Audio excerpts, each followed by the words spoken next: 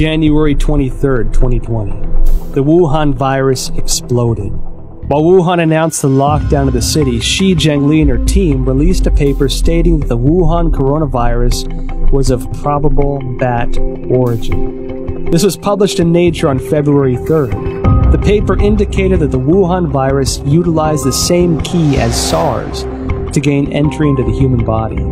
She also announced the 2019 NCOV genome sequence was 96.2% consistent with a bat coronavirus originating in Yunnan, China, called RATG13, signaling a natural source of the Wuhan virus.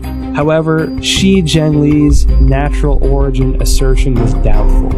The outbreak occurred in Wuhan, the same location as the P4 laboratory where Xi was based, and which housed highly similar viruses. Common sense would lead the government to first inspect the P4 laboratory for any leakage incident and potential safety concerns. Instead, they shifted public attention from the P4 laboratory to the South China seafood wholesale market that sold no bats, and designated it as the origin of the disease. At the same time, authorities sealed off all virus samples, prevented international experts from joining the investigation, and used national television to slander doctors such as Li Wenliang, who disclosed the outbreak for spreading rumors. If the Wuhan virus indeed emerged naturally, why would the CCP need to censor relevant news or block investigations? Could the Wuhan P4 laboratory have its secrets? Virus samples and genome sequences may be the exact ingredients we need to find our answers. When I first heard of the coronavirus, I was deeply concerned. Almost every disease that starts in China begins in Guangdong province, the province that surrounds Hong Kong, in the south. But Wuhan is in the central portion of the country. And so this was extremely unusual. And the fact that it might have started close to the Wuhan Institute of Virology, the P4 biosafety lab, really was extremely troubling. It's not a conspiracy theory to think that the coronavirus came from the Wuhan lab. We don't know at this point. And until we know, the theory about the lab origin is certainly something that we should consider. I noticed that after the outbreak, the Wuhan Institute of Virology kept strangely quiet.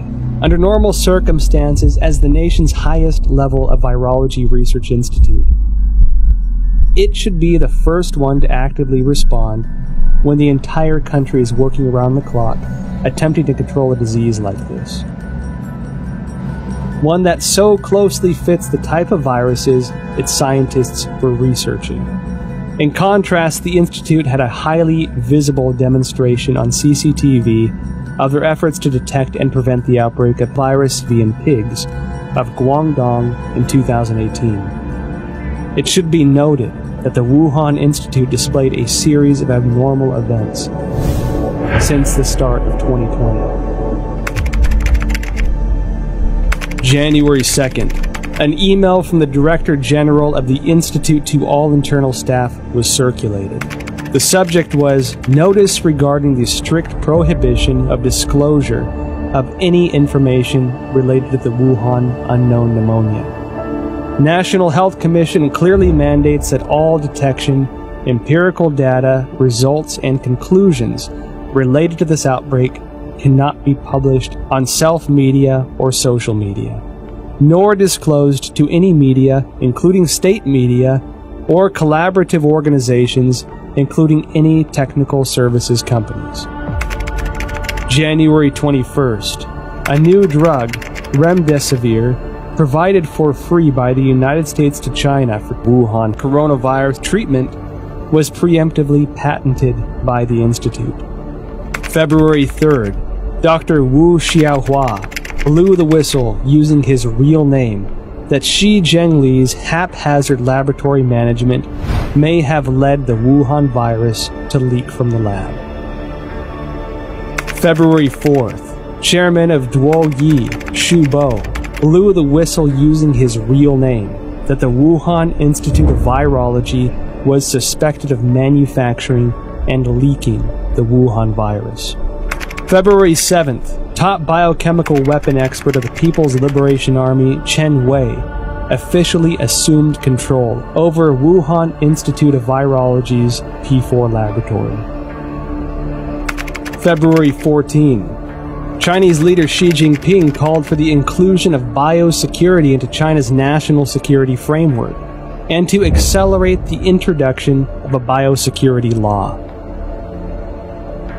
February 15. The Institute refuted widely spread rumors on Chinese social media that a female graduate, Huang Yanling, was patient 0 and had perished. However, Huang's photo, CV, and thesis were all removed from the Institute's official website, leaving only her name. February 17. Institute researcher Chen Chuanjiao blew the whistle using her real name that Director General of the Institute, Wang Yanyi, was suspected of leaking the virus. I graduated from the University of Virginia in 1980. My first job was to go to the National Cancer Institute, which was housed at Fort Detrick, Maryland, the same place that houses the USAMRIID, U.S. Army Research Institute on Infectious Disease, the biosafety level 4 facility, equivalent of the Wuhan facility. And so at these facilities, it's where investigators who I went in there myself, you can see the breakdowns in safety, and it's everywhere. That's why I have no doubt the Chinese biosafety level 4, it was just as lacking in safety, in rigor. You can argue that they don't care. Suspected of leaking the virus, military biochemical weapons expert assumes control. Biosecurity law. Now, when these sensitive keywords are connected together, it tells me that the P4 laboratory is not an ordinary academic research institute. I decided to start from the beginning of the Wuhan P4 lab. On January 23rd, the day Wuhan was locked down, French website challenges.fr published an article that revealed many details of the collaboration between France and China to establish the P4 laboratory in Wuhan. In 2003, after the SARS outbreak in China, the Chinese Academy of Sciences requested assistance from the French government to build a virology research center of the highest level. With the support of then French Prime Minister Raffarin, the two countries signed a contract to jointly construct the P4 laboratory under a wave of contention. According to the contract, French architect RTV in Lyon was responsible for the engineering of the laboratory. However, Chinese authorities switched the work to a local Wuhan architect, IPPR, based on research conducted by the General Directorate of External Security. IPPR had close ties to subsidies of the Chinese military, some of which were already targets of concern by the American CIA.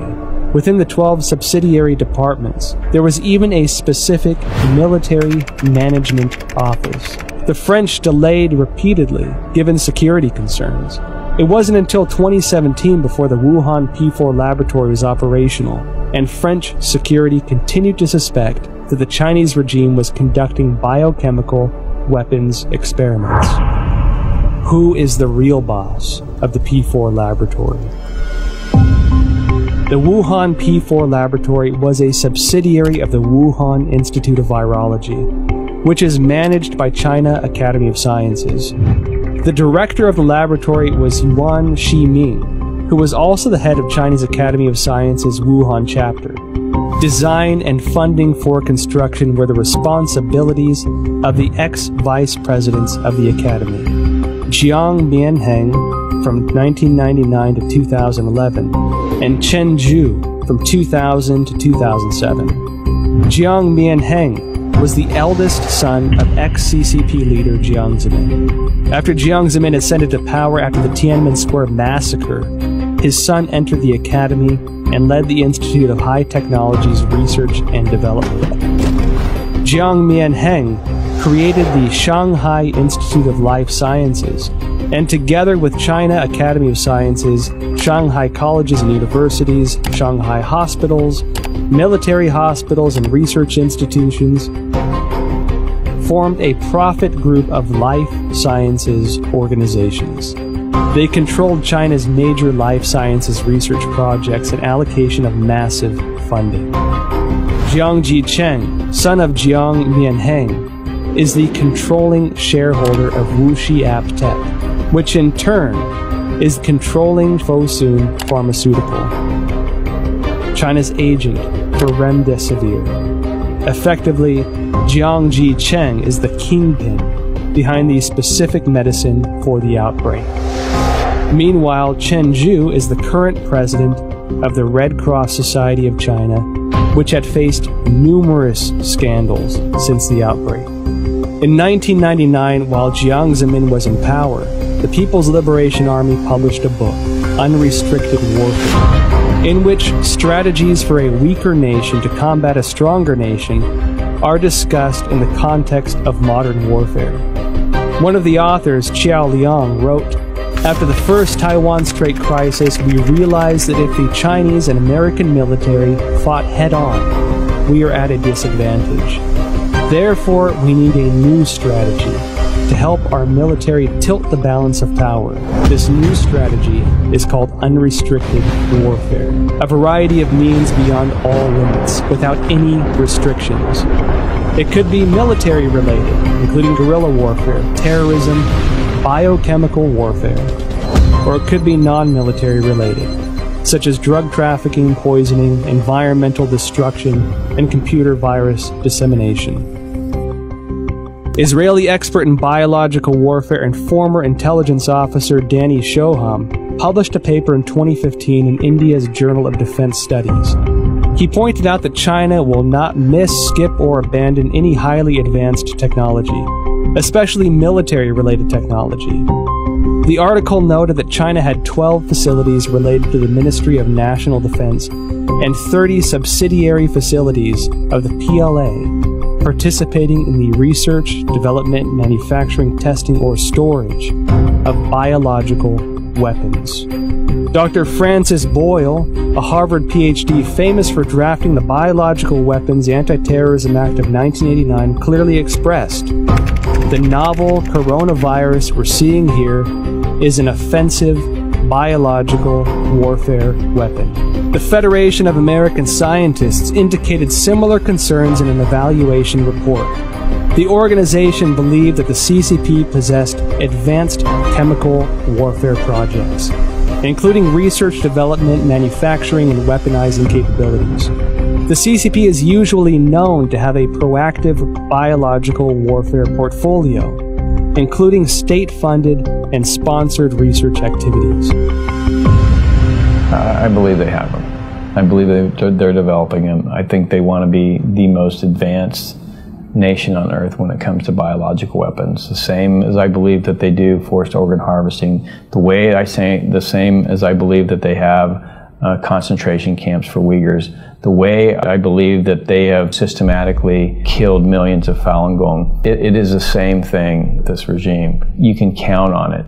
So Wuhan as an area, I think, is critical by the fact that there's a lot of concern about what China's ambitions are regarding long-term global domination. I'll just say it that. Their military doctrines indicated that they intend to be the dominant political and military force in the Pacific Rim.